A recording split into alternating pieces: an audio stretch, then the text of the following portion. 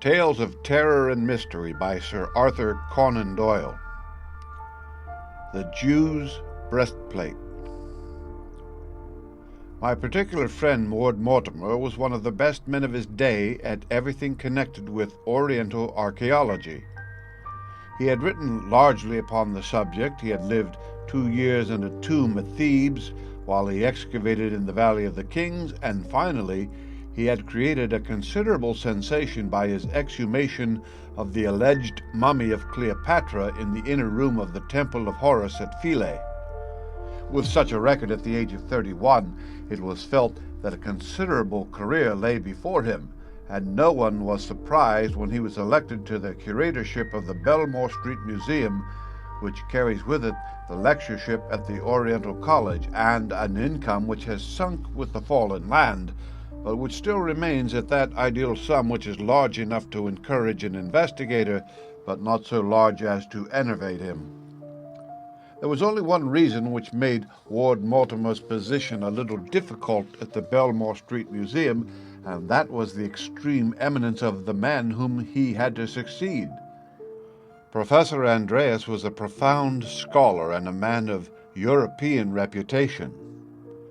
His lectures were frequented by students from every part of the world, and his admirable management of the collection entrusted to his care was a commonplace in all learned societies.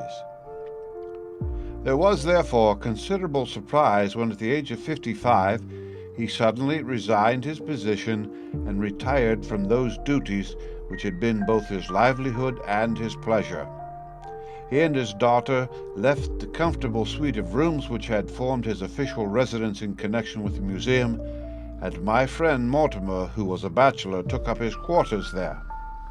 On hearing of Mortimer's appointment, Professor Andreas had written him a very kindly and flattering congratulatory letter. I was actually present at their first meeting, and I went with Mortimer round the museum when the professor showed us the admirable collection which he had cherished so long. The professor's beautiful daughter and a young man, Captain Wilson, who was, as I understood, soon to be her husband, accompanied us in our inspection. There were 15 rooms, but the Babylonian, the Syrian, and the central hall, which contained the Egyptian and Jewish collections, were the finest of all. Professor Andreas was a quiet, dry, elderly man with a clean-shaven face and an impassive manner, but his dark eyes sparkled and his features quickened into enthusiastic life as he pointed out to us the rarity and the beauty of some of his specimens. His hand lingered so fondly over them that one could read his pride in them and the grief in his heart now that they were passing from his care into that of another. He had shown us in turn his mummies, his papyri, his rare scarabs, his inscriptions, his Jewish relics, and his duplication of the famous 7-branched candlestick of the temple, which was brought to Rome by Titus, and which is supposed by some to be lying at this instant in the bed of the Tiber. Then he approached a case which stood in the very center of the hall, and he looked down through the glass with reverence in his attitude and manner. "This is no novelty to an expert like yourself, Mr. Mortimer," said he, "but I dare say that your friend, Mr. Jackson, will be interested to see it." Leaning over the case, I saw an object some 5 inches square, which consisted of 12 precious stones in a framework of gold, with golden hooks at 2 of the corners. The stones were all varying in sort and color, but they were of the same size. Their shapes, arrangement, and gradation of tint made me think of a box of watercolor paints. Each stone had some hieroglyphic scratched upon its surface. "You have heard, Mr. Jackson, of the Urim and Thummim?" I had heard the term, but my idea of its meaning was exceedingly vague. The Urim and Thummim was a name given to the jeweled plate which lay upon the breast of the high priest of the Jews. They had a very special feeling of reverence for it, something of the feeling which an ancient Roman might have for the Sibylline books in the Capitol. There are, as you see, 12 magnificent stones inscribed with mystical characters. Counting from the left-hand top corner, the stones are cornelian, peridot, emerald, ruby, lapis lazuli, onyx, sapphire, agate, amethyst, topaz, beryl, and jasper. I was amazed at the variety and beauty of the stones. Has the breastplate any particular history? I asked. It is of great age and of immense value, said Professor Andreas. Without being able to make an absolute assertion, we have many reasons to think that it is possible that it may be the original Urim and Thummim of Solomon's Temple. There is certainly nothing so fine in any collection in Europe. My friend Captain Wilson here is a practical authority upon precious stones, and he would tell you how pure these are. Captain Wilson, a man with a dark, hard, incisive face, was standing beside his fiancée at the other side of the case. "Yes," said he curtly, "I have never seen finer stones. And the gold work is also worthy of attention. The ancients excelled in—" He was apparently about to indicate the setting of the stones when Captain Wilson interrupted him. "You will see a finer example of their gold work in this candlestick," said he, turning to another table, and we all joined him in his admiration of its embossed stem and delicately ornamented branches. Altogether, it was an interesting and a novel experience to have objects of such rarity explained by so great an expert, and when finally Professor Andreas finished our inspection by formally handing over the precious collection to the care of my friend, I could not help pitying him and envying his successor, whose life was to pass in so pleasant a duty. Within a week, Ward Mortimer was duly installed in his new set of rooms and had become the autocrat of the Belmore Street Museum. About a fortnight afterwards, my friend gave a small dinner to half a dozen bachelor friends to celebrate his promotion. When his guests were departing, he pulled my sleeve and signaled to me that he wished me to remain. "You have only a few hundred yards to go," said he. I was living in chambers in the Albany. "You may as well stay and have a quiet cigar with me. I very much want your advice." I relapsed into an armchair and lit one of his excellent Matronas. When he had returned from seeing the last of his guests out, he drew a letter from his dress jacket and sat down opposite to me. "This is an anonymous letter which I received this morning," said he. "I want to read it to you and to have your advice." "You're very welcome to it for what it's worth." This is how the note runs. "Sir, I should strongly advise you to keep a very careful watch over the many valuable things which are committed to your charge. I do not think that the present system of a single watchman is sufficient. Be upon your guard, or an irreparable misfortune may occur." "Is that all?" "Yes, that is all." "Well," said I, "it is at least obvious that it was written by one of the limited number of people who are aware that you have only one watchman at night." Ward Mortimer handed me the note with a curious smile. "Have you an eye for handwriting?" said he. "Now look at this." He put another letter in front of me. "Look at the C in congratulate and the C in committed. Look at the capital I. Look at the trick of putting in a dash instead of a stop. They are undoubtedly from the same hand, with some attempt at disguise in the case of this first one." "The second," said Ward Mortimer, "is the letter of congratulation which was written to me by Professor Andreas upon my obtaining my appointment." I stared at him in amazement. Then I turned over the letter in my hand, and there, sure enough, was Martin Andreas signed upon the other side.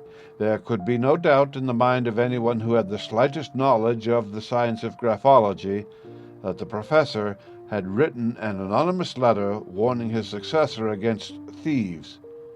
It was inexplicable, but it was certain. "Why should he do it?" I asked. "Precisely what I should wish to ask you. If he had any such misgivings, why could he not come and tell me direct? Will you speak to him about it?" "There again I am in doubt. He might choose to deny that he wrote it." "At any rate," said I, "this warning is meant in a friendly spirit, and I should certainly act upon it. Are the present precautions enough to insure you against robbery?" "I should have thought so. The public are only admitted from 10 till 5, and there is a guardian to every 2 rooms. He stands at the door between them, and so commands them both." "But at night?" "When the public are gone, we at once put up the great iron shutters, which are absolutely burglar-proof. The watchman is a capable fellow. He sits in the lodge, but he walks around every 3 hours. We keep one electric light burning in each room all night." "It is difficult to suggest anything more, short of keeping your day watches all night." "We could not afford that." "At least I should communicate with the police and have a special constable put on outside in Belmore Street," said I.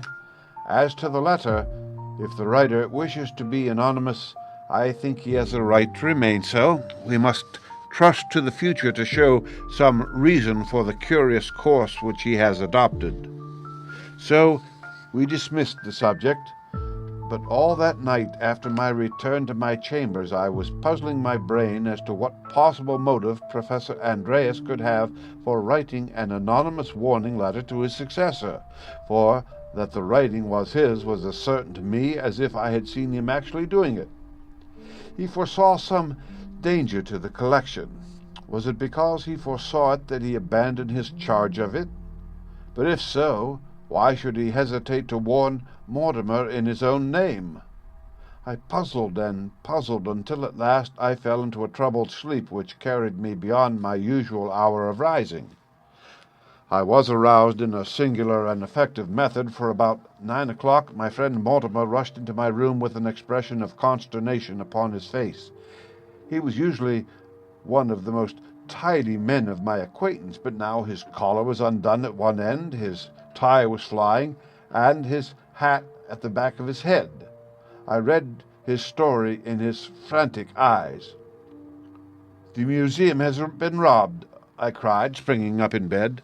"I fear so. Those jewels, the jewels of the Urim and Thummim," he gasped, for he was out of breath with running. "I'm going on to the police station. Come to the museum as soon as you can, Jackson.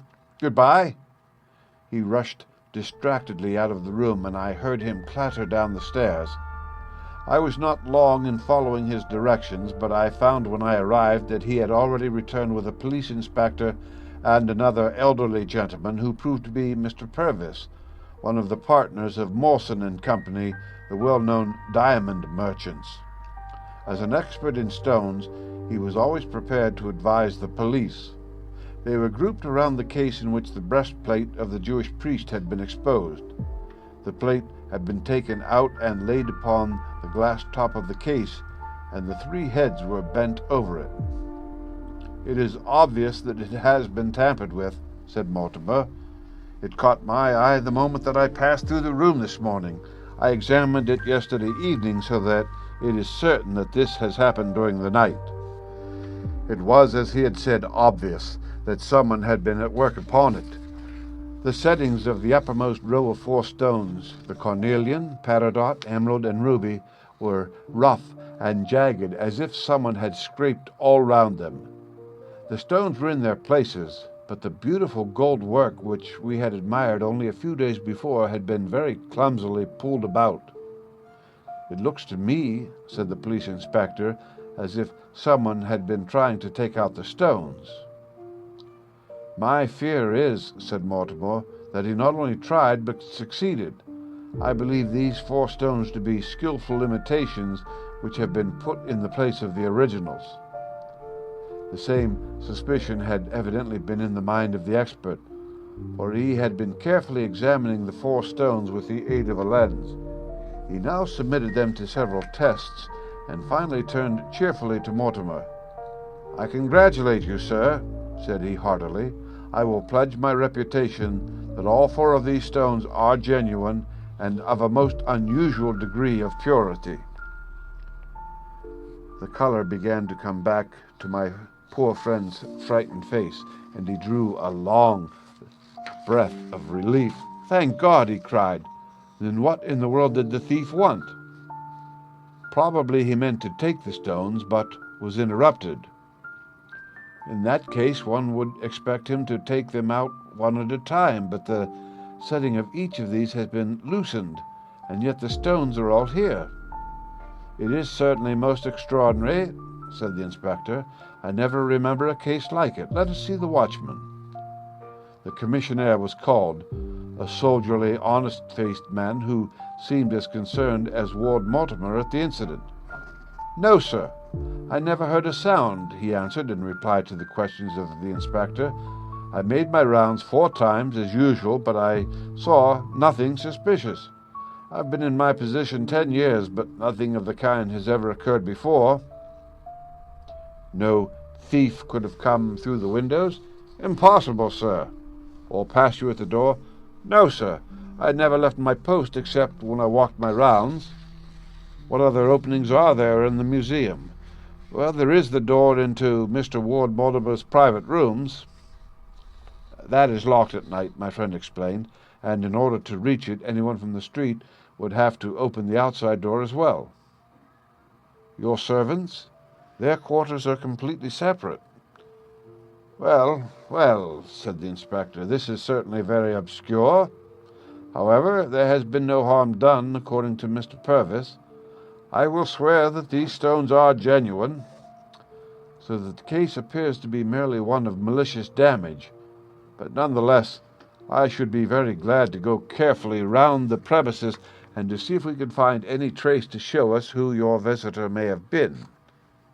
His investigation, which lasted all the morning, was careful and intelligent, but it led in the end to nothing. He pointed out to us that there were 2 possible entrances to the museum which we had not considered. The one was from the cellars by a trap door opening in the passage, the other through a skylight from the lumber room overlooking that very chamber to which the intruder had penetrated. As neither the cellar nor the lumber room could be entered unless the thief was already within the locked doors, the matter was not of any practical importance, and the dust of cellar and attic assured us that no one had used either one or the other. Finally, we ended as we began, without the slightest clue as to how, why, or by whom the setting of these 4 jewels had been tampered with. There remained one course for Mortimer to take, and he took it. Leaving the police to continue their fruitless researches, he asked me to accompany him that afternoon in a visit to Professor Andreas. He took with him the 2 letters, and it was his intention to openly tax his predecessor with having written the anonymous warning, and to ask him to explain the fact that he should have anticipated so exactly that which had actually occurred. The professor was living in a small villa in Upper Norwood, but we were informed by the servant that he was away from home. Seeing our disappointment, she asked us if we should like to see Miss Andreas, and showed us into the modest drawing-room. I have mentioned incidentally that the professor's daughter was a very beautiful girl. She was a blonde, tall and graceful, with a skin of that delicate tint which the French call mat, the color of old ivory or of the lighter petals of the sulphur rose. I was shocked, however, as she entered the room, to see how much she had changed in the last fortnight. Her young face was haggard, and her bright eyes heavy with trouble.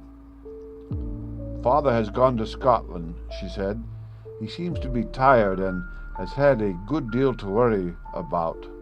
He only left us yesterday." "You look a little tired yourself, Miss Andreas," said my friend. "I have been so anxious about my father. Can you give me his Scotch address?"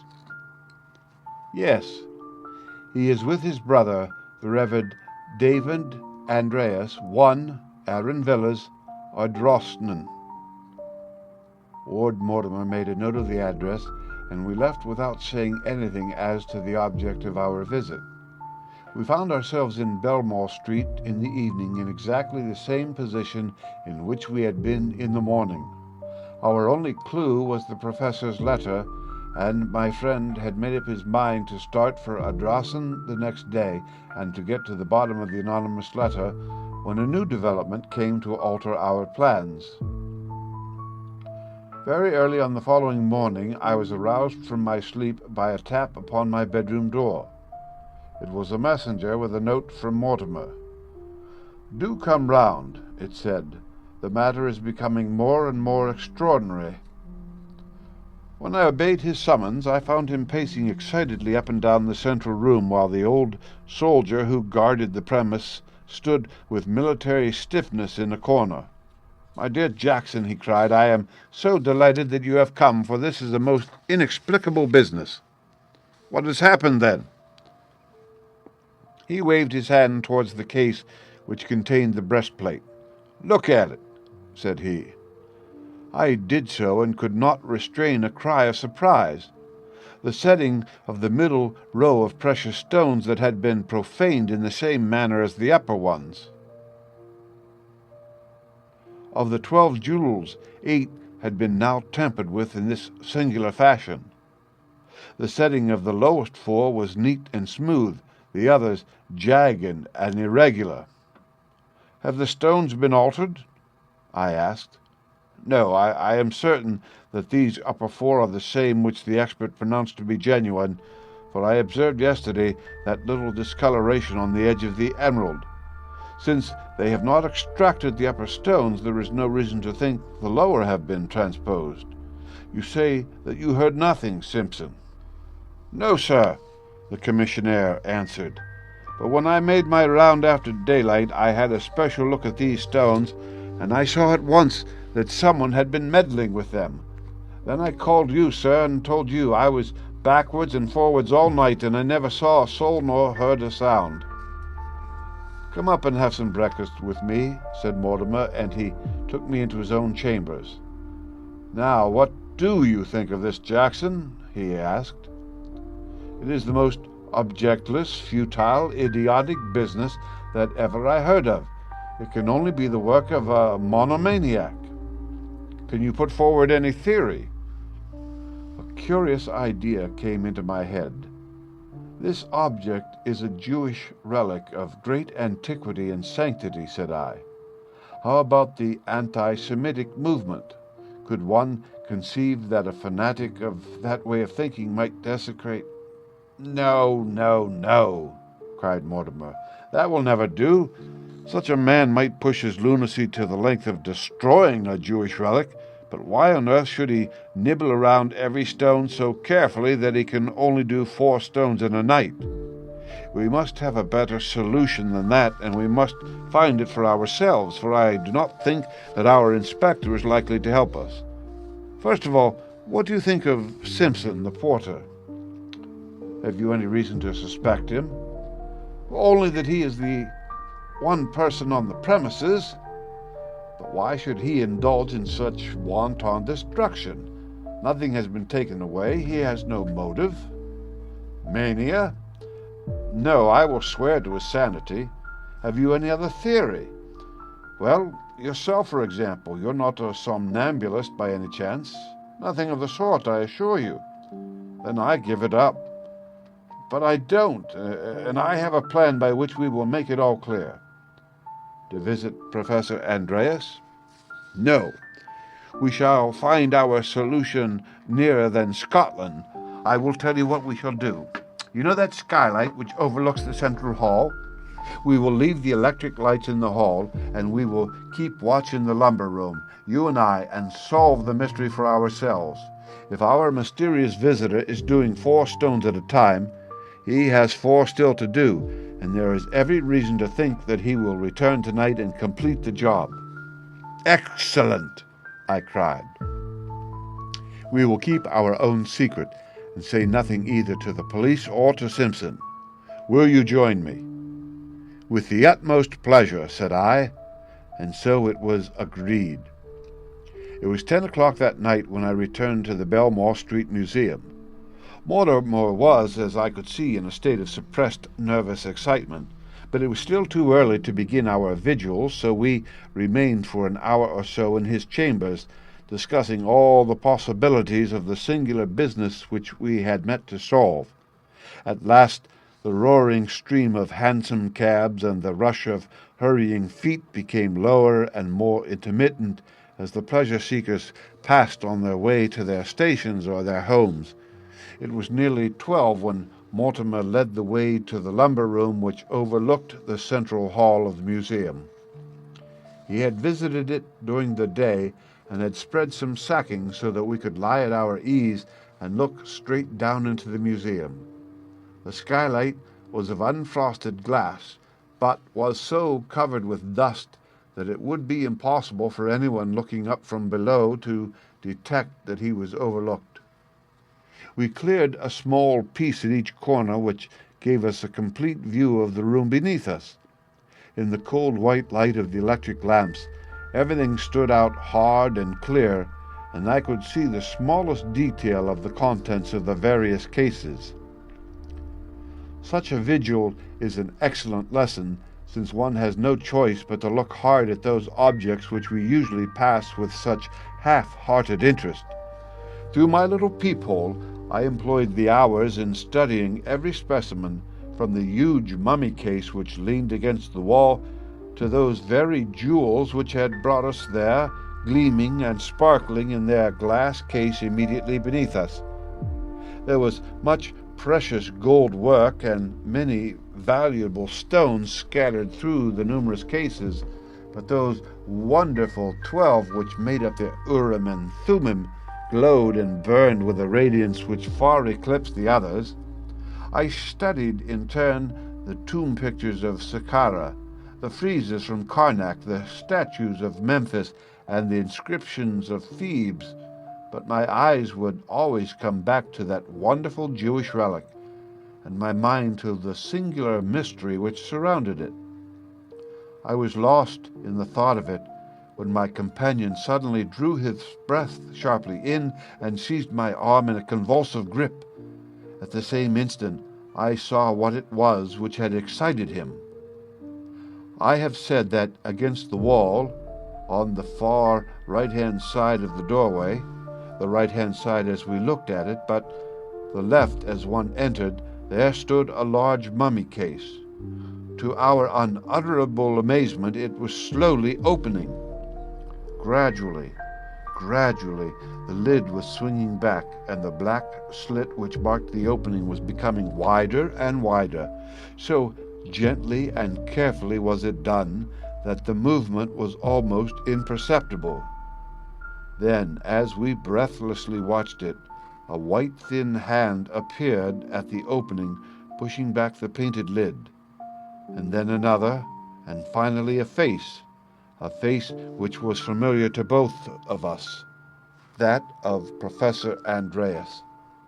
Stealthily he slunk out of the mummy case, like a fox stealing from its burrow, his head turning incessantly to left and to right, stopping, then pausing, then stepping again, the very image of craft and of caution. Once some sound in the street struck him motionless, and he stood listening with his ear turned, ready to dart back to the shelter behind him. Then he crept onwards again upon tiptoe, very, very softly and slowly, until he had reached the case in the center of the room. There he took a bunch of keys from his pocket and unlocked the case, took out the Jewish breastplate, and, laying it upon the glass in front of him, began to work upon it with some sort of small glistening tool. He was so directly underneath us that his bent head covered his work, but we could guess from the movement of his hand that he was engaged in finishing the strange disfigurement which he had begun. I could realize from the heavy breathing of my companion and the twitchings of the hand which still clutched my wrist, the furious indignation which filled his heart as he saw this vandalism in the quarter of all others where he could least have expected it. He, the very man who a fortnight before had reverently bent over this unique relic, and who had impressed its antiquity and its sanctity upon us, was now engaged in this outrageous profanation. It was impossible, unthinkable, and yet there, in the white glare of the electric light beneath us, was that dark figure with the bent grey head and the twitching elbow. What inhuman hypocrisy, what hateful depth of malice against his successor must underlie these sinister nocturnal labours. It was painful to think of and dreadful to watch. Even I, who had none of the acute feelings of a virtuoso, could not bear to look on and see this deliberate mutilation of so ancient a relic. It was a relief to me when my companion tugged at my sleeve as a signal that I was to follow him as he softly crept out of the room. It was not until we were within his own quarters that he opened his lips, and then I saw by his agitated face how deep was his consternation. "The abominable Goth!" he cried. "Could you have believed it? It is amazing. He is a villain or a lunatic, one or the other. We shall very soon see which. Come with me, Jackson, and we shall get to the bottom of this black business." A door opened out of the passage, which was the private entrance from his rooms into the museum. This he opened softly with his key, having first kicked off his shoes, an example which I followed. We crept together through room after room until the large hall lay before us, with that dark figure still stooping and working at the central case. With an advance as cautious as his own, we closed in upon him, but softly as we went. We could not take him entirely unawares. We were still a dozen yards from him when he looked around with a start, and, uttering a husky cry of terror, ran frantically down the museum. "Simpson! Simpson!" roared Mortimer, and far away down the vista of electric-lighted doors we saw the stiff figure of the old soldier suddenly appear. Professor Andreas saw him also and stopped running with a gesture of despair. At the same instant we each laid a hand upon his shoulder. Yes, gentlemen," he panted. "I will come with you. To your room, Mr. Ward Mortimer, if you please. I feel that I owe you an explanation." My companion's indignation was so great that I could see that he dared not trust himself to reply. We walked on each side of the old professor, the astonished commissionaire bringing up the rear. When we reached the violated case, Mortimer stopped and examined the breastplate. Already one of the stones of the lower row had had its setting turned back in the same manner as the others. My friend held it up and glanced furiously at his prisoner. "How could you?" he cried. "How could you?" "It is horrible, horrible," said the professor. "I don't wonder at your feelings. Take me to your room." "But this shall not be left exposed," cried Mortimer. He picked the breastplate up and carried it tenderly in his hand, while I walked beside the professor like a policeman with a malefactor. We passed into Mortimer's chambers, leaving the amazed old soldier to understand matters as best he could. The professor sat down in Mortimer's armchair and turned so ghastly a colour that for the instant all our resentment was changed to concern. A stiff glass of brandy brought the life back to him once more. "There, I am better now," said he. "These last few days have been too much for me. I am convinced that I could not stand it any longer. It is a nightmare, a horrible nightmare, that I should be arrested as a burglar in what has been for so long my own museum, and yet I cannot blame you. You could not have done otherwise. My hope always was that I should get it all over before I was detected. This would have been my last night's work." "How did you get in?" asked Mortimer. "By taking a very great liberty with your private door, but the object justified it. The object justified everything. You will not be angry when you know everything. At least you will not be angry with me. I had a key to your side door and also to the museum door. I did not give them up when I left, and so you see it was not difficult for me to let myself into the museum. I used to come in early before the crowd had cleared from the street. Then I hid myself in the mummy case and took refuge there whenever Simpson came round. I could always hear him coming. I used to leave in the same way as I came." "You ran a risk." "I had to." "But why? What on earth was your object? You, to do a thing like that?" Mortimer pointed reproachfully at the plate which lay before him on the table. "I could devise no other means. I thought and thought, but there was no alternate except a hideous public scandal and a private sorrow which would have clouded our lives.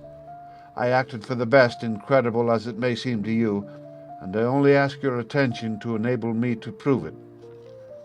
"I will hear what you have to say before I take any further steps," said Mortimer grimly. "I am determined to hold back nothing, and to take you both completely into my confidence. I will leave it to your own generosity how far you will use the facts with which I supply you. We have the essential facts already, and yet you understand nothing. Let me go back to what passed a few weeks ago, and I will make it all clear to you. Believe me that what I say is the absolute and exact truth. You have met the person who calls himself Captain Wilson. I say calls himself because I have reason now to believe that it is not his correct name. It would take me too long if I were to describe all the means by which he obtained an introduction to me and ingratiated himself into my friendship and the affection of my daughter. He brought letters from foreign colleagues which compelled me to show him some attention, and then by his own attainments, which are considerable, he succeeded in making himself a very welcome visitor at my rooms. When I learned that my daughter's affections had been gained by him, I may have thought it premature, but I certainly was not surprised, for he had a charm of manner and of conversation which would have made him conspicuous in any society. He was much interested in Oriental antiquities, and his knowledge of the subject justified his interest. Often, when he spent the evening with us, he would ask permission to go down into the museum and have an opportunity of privately inspecting the various specimens. You can imagine that I, as an enthusiast, was in sympathy with such a request, and that I felt no surprise at the constancy of his visits. After his actual engagement to Elise, there was hardly an evening which he did not pass with us, and an hour or two were generally devoted to the museum. He had the free run of the place, and when I have been away for the evening, I had no objection to his doing whatever he wished there. This state of things was only terminated by the fact of my resignation of my official duties and my retirement to Norwood, where I hoped to have the leisure to write a considerable work which I had planned. It was immediately after this, within a week or so, that I first realized the true nature and character of the man whom I had so imprudently introduced into my family. The discovery came to me through letters from my friends abroad, which showed me that his introductions to me had been forgeries. Aghast at the revelation, I asked myself what motive this man could originally have had in practicing this elaborate deception upon me. I was too poor a man for any fortune hunter to have marked me down. Why then had he come? I remembered that some of the most precious gems in Europe had been under my charge, and I remembered also the ingenious excuses by which this man had made himself familiar with the cases in which they were kept. He was a rascal who was planning some gigantic robbery. How could I, without striking my own daughter, who was infatuated about him, prevent him from carrying out any plan which he might have formed? My device was a clumsy one, and yet I could think of nothing more effective. If I had written a letter under my own name, you would naturally have turned to me for details which I did not wish to give. I resorted to an anonymous letter begging you to be upon your guard.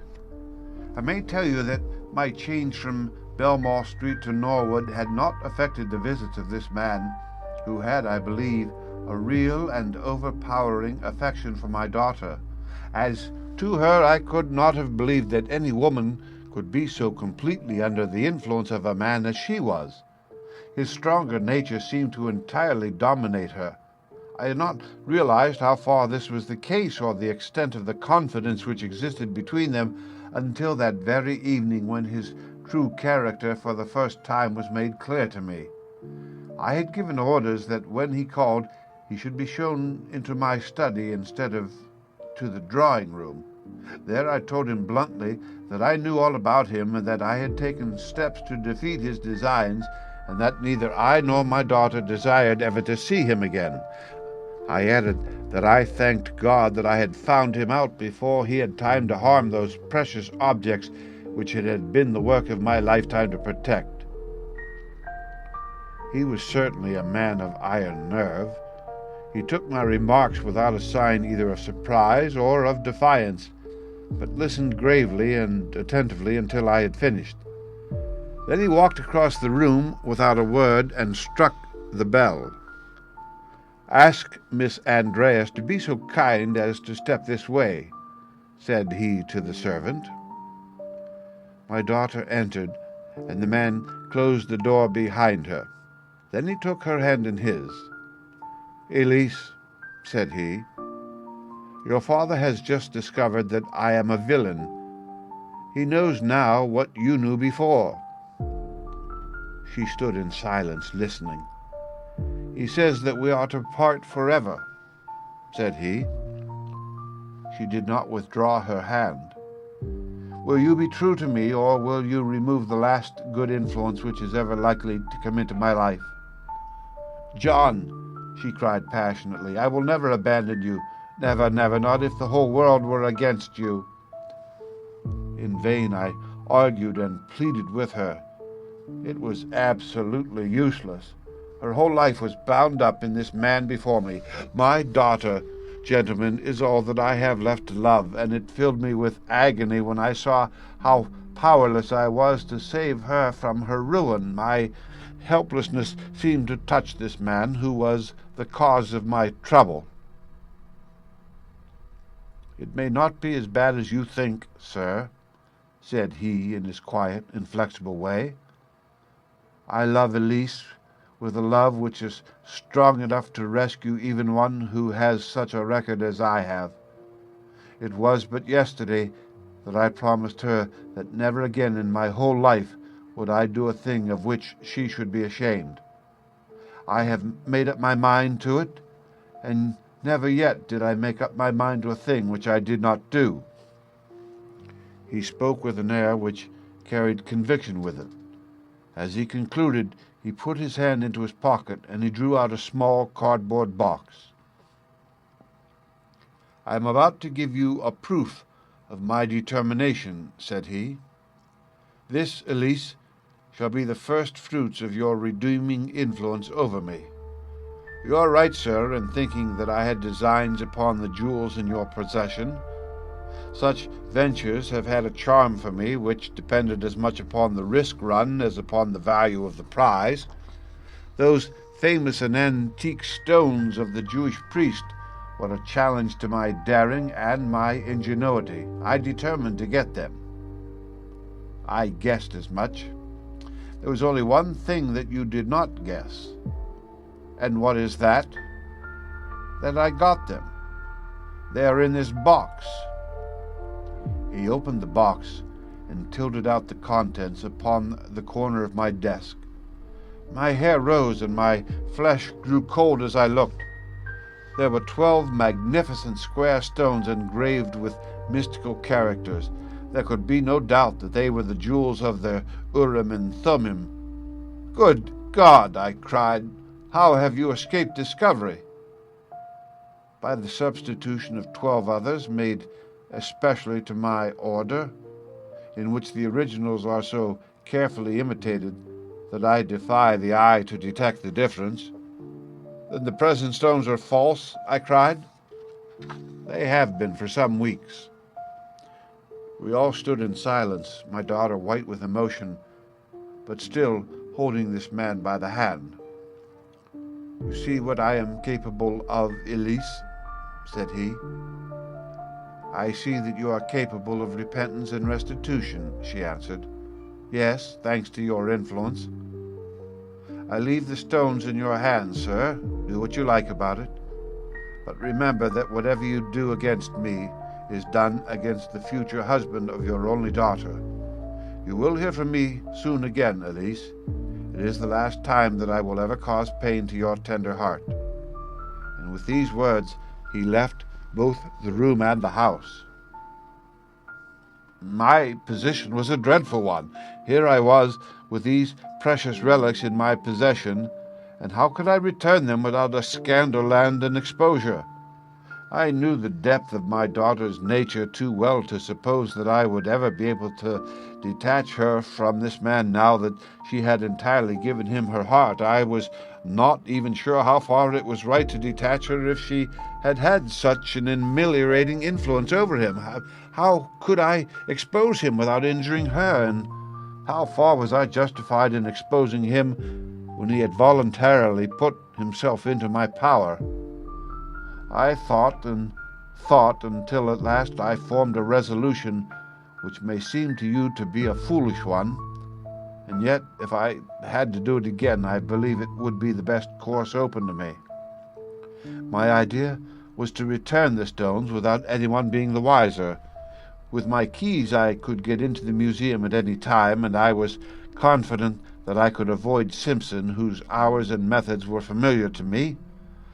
I was determined to take no one into my confidence, not even my daughter, whom I told that I was about to visit my brother in Scotland. I wanted a free hand for a few nights, without inquiry as to my comings and goings. To this end, I took a room in Harding Street that very night, with an intimation that I was a pressman and that I should keep very late hours.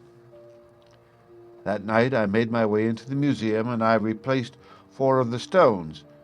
It was hard work and took me all night. When Simpson came round, I always heard his footsteps and concealed myself in the mummy case.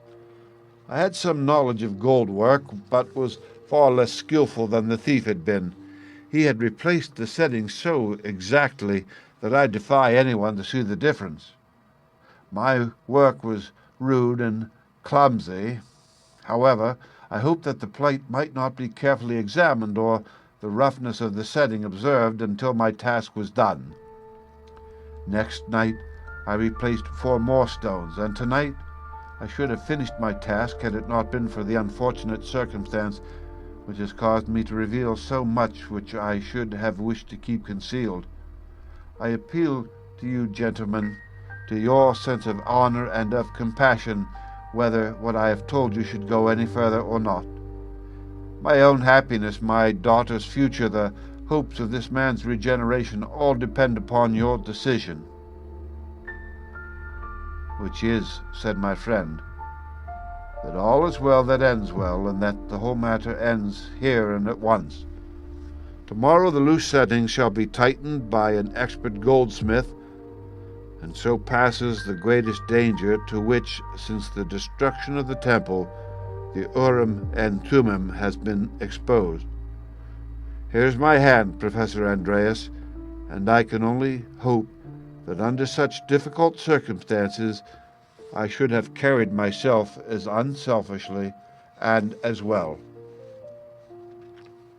Just one footnote to this narrative.